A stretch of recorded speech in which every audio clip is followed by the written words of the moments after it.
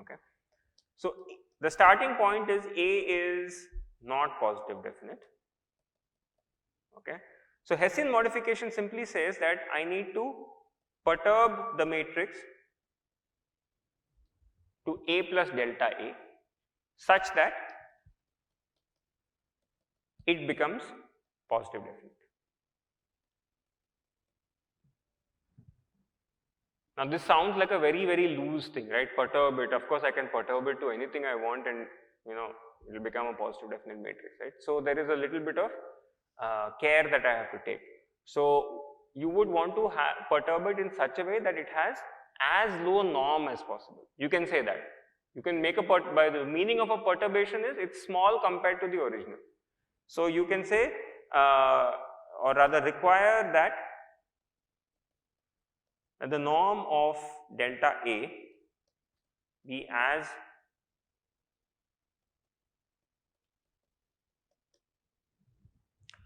if the norm is as low as possible, what is the advantage? I have changed my problem as less as possible, because I can change my A to whatever I want. I can just take all the eigenvalues and replace them by +1 everywhere and solve that and feel very good about myself, but I've changed the original problem. When I go back to my original problem, I'll see that the solution doesn't match. So I don't want to modify the problem too much. The way for me to ensure it is to say that whatever you do, whatever perturbation you do, make sure it has a low norm. Okay. Now can we try to guess how we should perturb this? Do you want to think about it for a second? Kill the largest, so let's talk independent of the method of evaluating positive definite. So Gershgor theorem gave us the disks, okay? But assume that you have enough computing power that any of these three methods, A, B and C, are available for you, okay?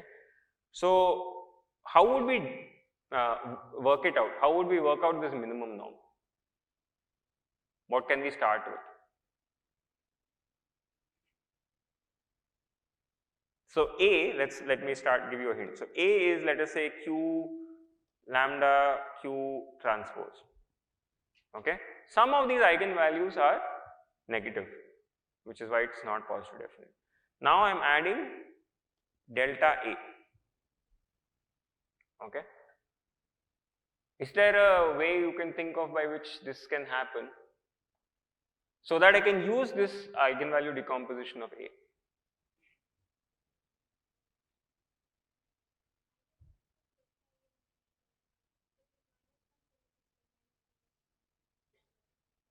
Okay, that's a good idea. So what she is suggesting is that the eigenvalues of delta A should be in such a way that they bring the negative eigenvalues of A into the positive range. Okay. Now, is it possible for you to, okay, let me put it another way. For which matrix can you just look at it and tell the eigenvalues? Diagonal matrix. What is the easiest diagonal matrix you can think of? Identity.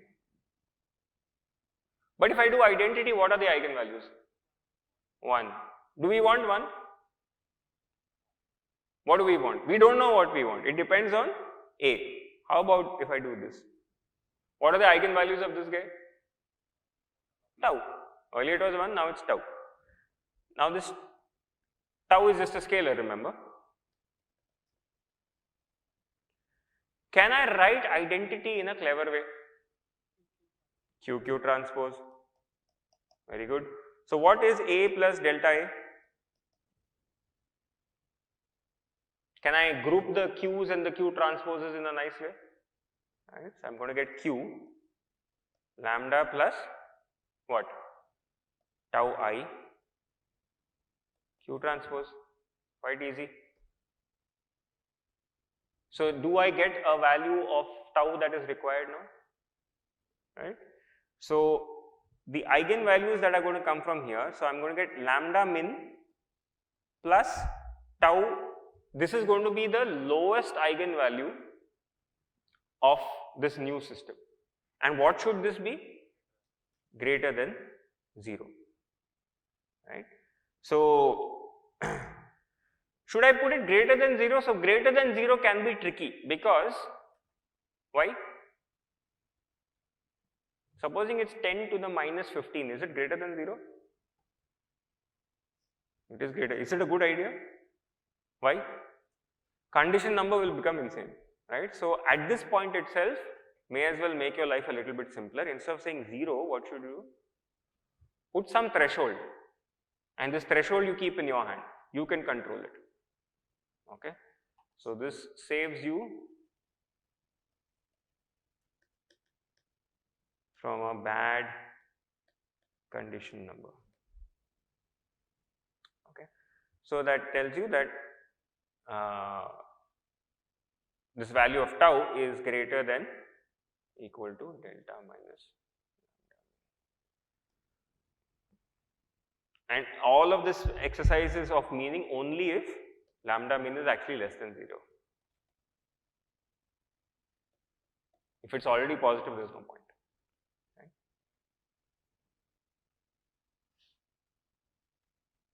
So this is what is meant by, so okay, and to complete the thing, what is norm of delta A?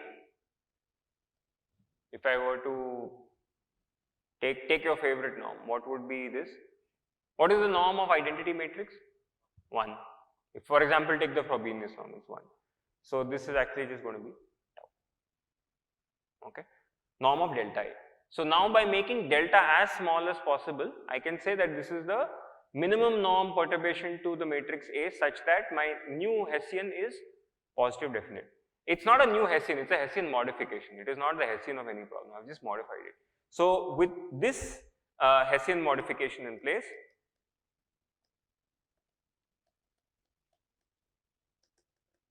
yeah.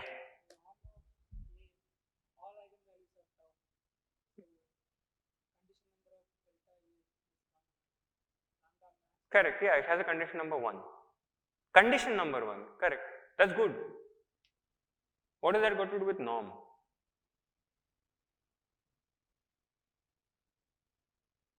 Condition number and norm are different.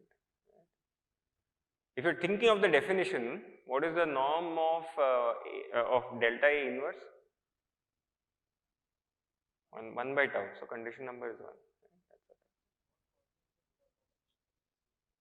What qualifies as a good approximation? So this is not an approximation of the Hessian. This is a Hessian modification.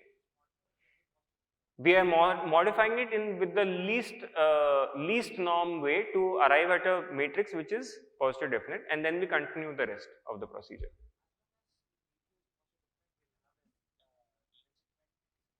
Correct.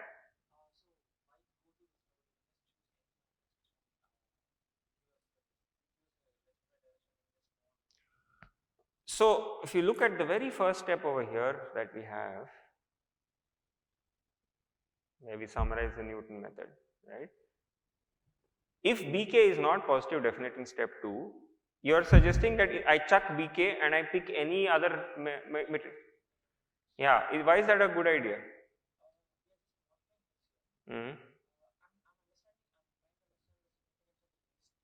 Then, okay, so that's a good question. So how did we come upon this expression of minus Bk inverse grad Fk? Does anyone remember? We took the second order Taylor expansion of F and then we minimized it and we came upon exactly this expression. So if I choose exactly this expression, I am coming to a minima of a quadratic expression. If I replace this Bk by any other matrix, that's no longer a minima. Right? So that's why I want to be as close to the original Hessian as possible so that I get the property of that second order convergence and approximation of Taylor.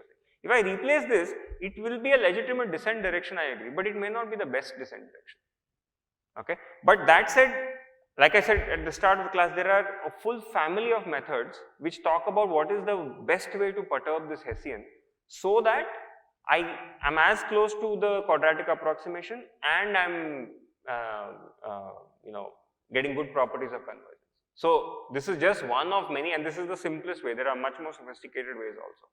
So just a descent direction is not good enough because you saw in the case of steepest descent versus CG, just a descent direction got you a certain rate of convergence. When we move to CG, you got much faster convergence, right? So just a descent direction, it works, but you can do better. That's the motivation.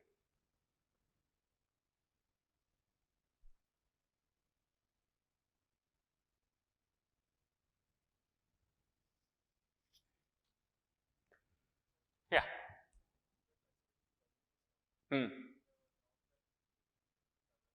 Root 3 into tau. Why root?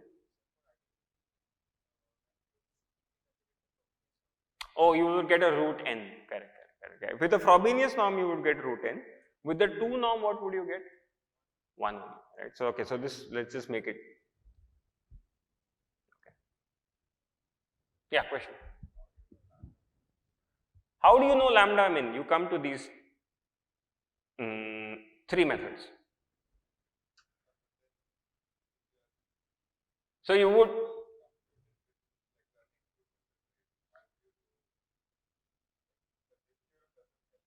It does, right? Because, in fact, I would do the disk theorem in this case, because it is saying that your tau should be delta minus lambda min. So, your question is, how do I know lambda min, right? To find out lambda min, what should I do? I look at the circle which is to the left, I mean, which is coming closest to the origin. So, let us say, for example, let's take a good example, right? So, all my disks were like this. In this case, my lambda min, for example, will be somewhere in this disk.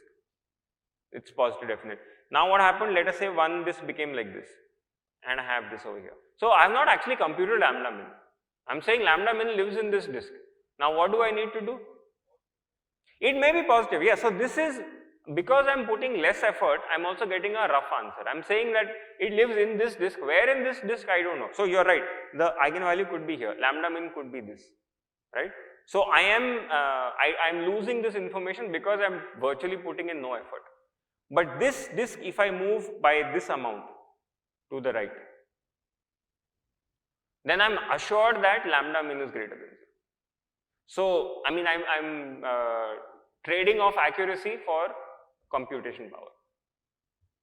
Okay, that's why this method is, particularly if you are looking at a big data problem, this becomes very attractive. Right? It's simple enough to just modify. And so this, one may ask that you know, I'm perturbing the Hessian. How is it going to work out? Because I'm actually changing the problem. Now, what happens is that if again, I'm going to state this without proof. If your function is a well-behaved function in the sense that it is twice continuously differentiable, Lipschitz continuous, all of that, then as you approach the solution point, the Hessian becomes positive definite. So as you approach the solution, it turns out that the Hessian becomes positive definite, and this is proven in the book. So as I approach the true solution, I actually don't need to do Hessian modifications. I use the straightforward Newton method, which gets me. So I mean that we just get that for free.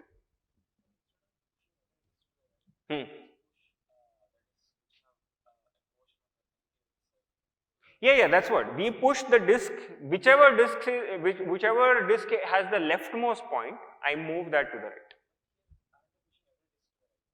No, I'm only pushing one disk to the right. Oh, okay, I'm correct. I'm pushing all of the disks to the right. So what?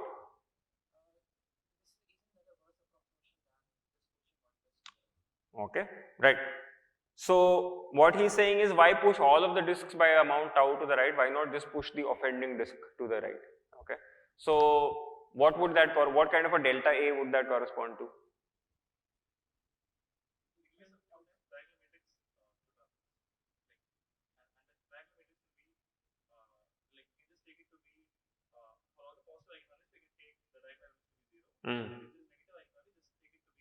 Tau, right? That is also possible. So what he's saying is that instead of pushing everything by tau times identity, have a diagonal matrix where there are the non-zero entries are only for the disks which are overflowing onto the left. Push them to the right? And then when you look at A plus delta A, you would have all the disks are now on the right. Some of the disks are not modified, and some disks are modified. That's what you're suggesting. Yeah. So there is a full family and range of solutions possible over here. And they're all like, you know, give varying amounts of accuracy. And that's a good idea. Right.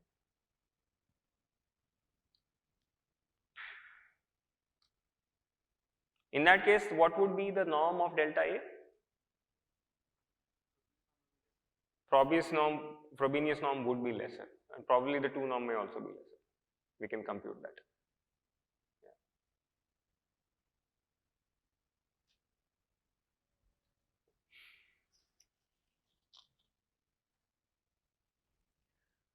Okay, so I think with that I'll bring this to an end, because the next thing, I don't want to start quasi-Newton method and then have to stop in 5 minutes. Okay, so we're in the next class we'll look at quasi-Newton methods. The advantage of a quasi-Newton method, so quasi-Newton methods sit between Newton methods and steepest descent methods. Quasi-Newton methods give you superlinear convergence, rate of convergence. So it's not as good as quadratic, but it's better than linear rate of convergence. So we'll look at that tomorrow in detail. Right. A is the Hessian, yeah. What happens if we modify and then after modification the condition number of the Hessian becomes very high? That is in your hand. So if the modification is in your hand because of this value of delta over here. If you chose, because you are modifying the smallest eigenvalue, if delta ended up being very small, then your condition number is very high. So don't make delta small. Make it larger so that the eigenvalue, the lowest eigenvalue of A plus delta A is not very, very low. That you can do by choosing delta. Again, there's a trade-off. The more you modify it, the further you're going away from the original problem. So you have to have this trade-off in mind.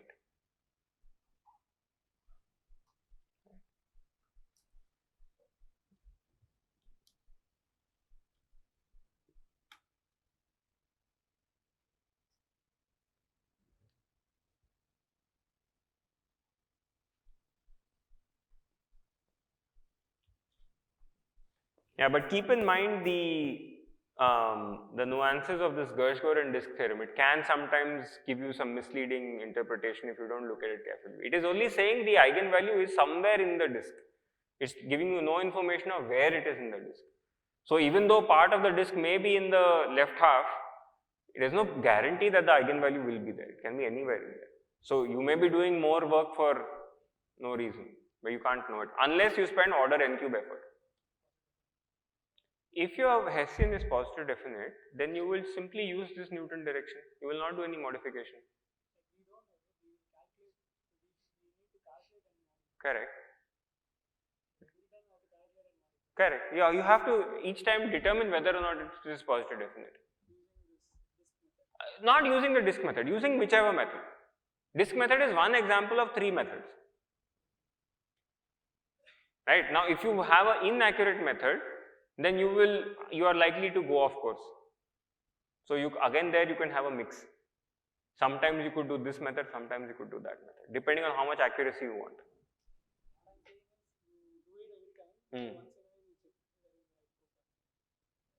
You could do that also. The difficulty there is that if you end up, if it is not a descent direction and you didn't check for it, then actually you ended up going in the ascent direction. So you made your problem worse. So whether or not it is a descent direction should be checked at each iteration. Right? In fact, if you don't check whether it's a descent direction, your step 3 will actually never converge. In the backtracking line search, when you're either doing sufficient decrease or curvature condition, all of that assumes that the pk is a descent direction, but actually your pk is a ascent direction and you didn't check it. So your step 3 itself will give you a problem. So you have to check this every time. How you check it, you can vary the accuracy at each step, but you must check it each time. Yeah, question?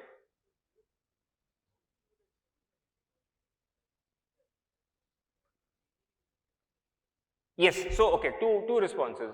When I'm changing it, when I'm changing the Hessian, I'm trying to make sure that the norm of the change is as low as possible. Okay. So I'm changing the original problem. Right now, as what I mentioned a few minutes ago, as I actually approach my true solution, the true stationary point, if the function f has all of these nice properties, it turns out that the Hessian is positive definite. So you will end up not requiring the modification, and so that's why you end up in the correct solution. Okay.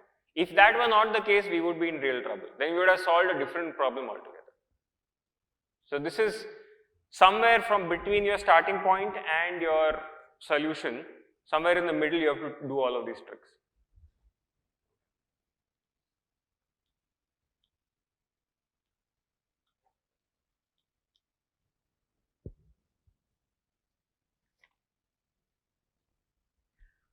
Okay, if you have no more questions, you can give us your feedback chits. See you tomorrow.